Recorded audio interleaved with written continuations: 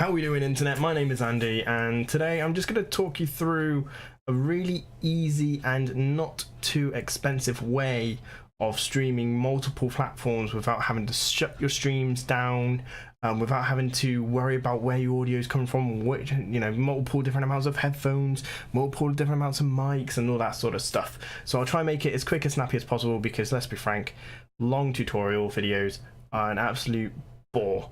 So let's get straight on with it. So by the end of this video, we want to be able to go from our PC screen, which you can see to the top right hand corner of this video, to, if I press my little button, and no signal, and then all of a sudden we should be seeing the PlayStation symbol.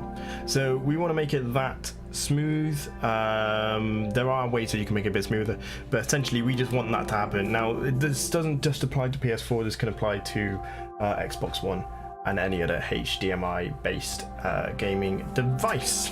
So you will actually need 3 items for this setup to work. It's the only kind of way that I can see it working, and that for me it does work smoothly. First thing you're going to need is a capture card. You probably already have this if you are a PlayStation or Xbox streamer, but what I'm going to try and do is make your life a little bit easier for your all-round stream experience. You will need a HDMI splitter. That's a simple 2 HDMIs to 1 output, and we'll cover that a little bit later on. And you will need a dedicated microphone for your console. So let's begin. First of all, obviously you need your PC and your consoles. They're on the left hand side. You're going to need your HDMI splitter next. Then you'll need your capture card of any sorts. And then you will need your monitors. Once you have it all together, the setup is actually pretty simple. If you have 2 devices, let's just say we've got a PC and a PS4 in this instance, you plug those both into the HDMI splitter, which only allows you to 1 output. Now, the image of this one has a little button on them, others can have a remote, and you can basically change the output of what you want to display. So if you want to display the PC, that could be port 1, for example. If you want to display the PS4, that could be port 2. Next step is to make sure that you have installed your capture card correctly, whether it's internally or externally, and input the output from the HDMI splitter into the input section of your capture card.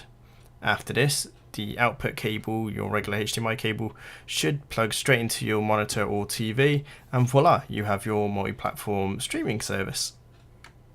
But Andy, when I get it all up on OBS, I still have no audio. That's pretty simple, but it does involve actually something that you need to do within the consoles themselves. You need to make sure that their outputs are to and through the HDMI cable. Now, you're then immediately thinking, oh my god, I have this like £60 USB headset, how am I going to hear anything through my console? Oh my god, this is unbelievable. It's actually pretty simple. There is a little trick that you can do in OBS, as well as slobs. I'm not 100% sure about actual Elgato software itself, where you can actually hear your HDMI audio beautifully crispy, as well as bang on time with no latency. And I'll show you how to do that now. So to help show this, I've come back to my just chatting screen. As you can see, here's my PC input right in front of me. Hi me.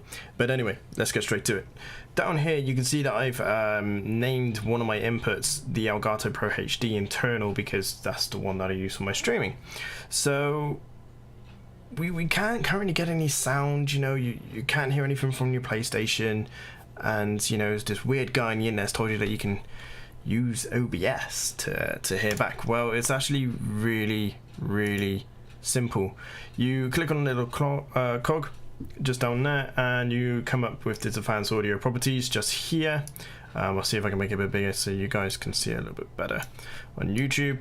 And we got it here. So my volume is at 100%, but this is the section we want here, the audio monitoring. We want to just set it to monitor only. Once you have done that, well, Andy, I still can't hear anything. That's not worked. That's not worked. It has worked. Difference with being on a PC is that obviously you would need an extra for audio section. So this is for your PC volume. This bar here is for your console volume. So if I press my little button again down here,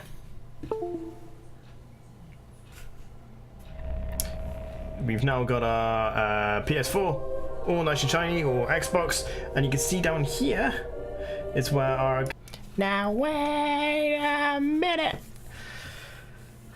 When I recorded that and during the editing process, I thought, yeah, that's gonna work. And then when I flicked over to the PlayStation screen, obviously you can't see what I can see on my OBS anymore, but it does legitimately work, and it works absolutely beautifully. I've been doing it now for 4-5 months like that, and it is just absolutely seamless. You can still hear all of your alerts, you still get all of your pop-ups, you still get all of the just followed signs up here, your donation goals, you know, you don't lose any of that.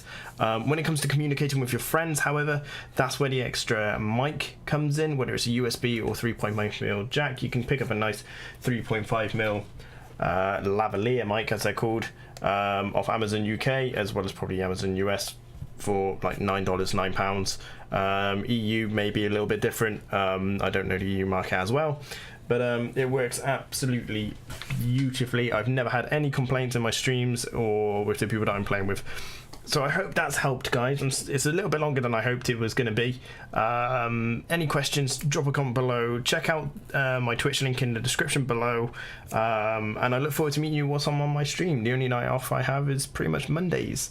So thank you very much for checking this out. I hope it helped. And I will see you in the gaming universe. See you later.